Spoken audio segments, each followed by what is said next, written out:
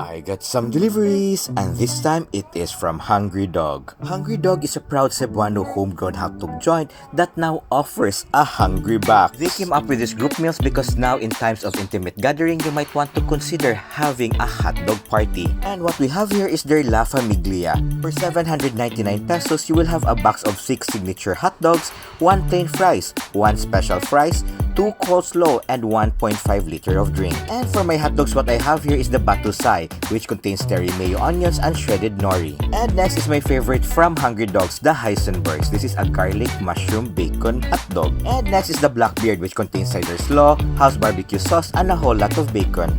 And next is the Vader. This is the hotdog that contains already fries, onions, cheese sauce, sriracha mayo, and bacon. And next is their Baba Yaga dog. This is their spicy chili dog. And lastly, their Fire Lord.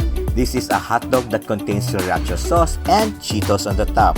Again, you can have this La Famiglia box for 799 pesos. They also have the HEIST, which is a box good for 9, which contains 9 hotdog, 1 cheesy bacon fries, 2 plain fries, 3 coleslaw, and 1.5 liter of drinks for 1,049 pesos. And lastly, they have the Continental, which is a box good for 12. It contains 12 hotdogs, 2 cheesy bacon fries, 1 plain fries, 5 coleslaw, and 2 1.5 liter of drinks. And this is for 1,499 pesos. To order, you may just message your official social media accounts, or you may look for them in Leb Mobile.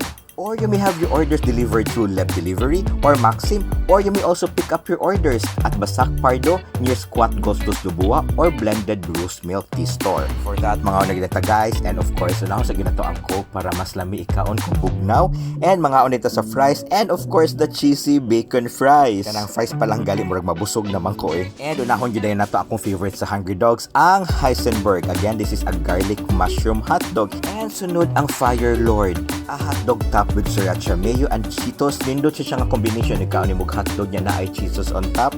Perfect ka sa DIC ah. And next is the Blackbeard. If ever you love bacon, then this hotdog is for you. Kay grabe gid ka generous ang bacon niya na sa top. Nga lami sa DI ang house barbecue sauce nga itap sa bacon. Namo day coleslaw, itry sa dato ang coleslaw nga lami ra sa gid siya nga isiding or kaon kuyog ang hotdog. And next is the Vader. This is the hotdog nga naanay toppings nga fries daan, onions, cheese sauce, and sriracha mayo, and bacon again.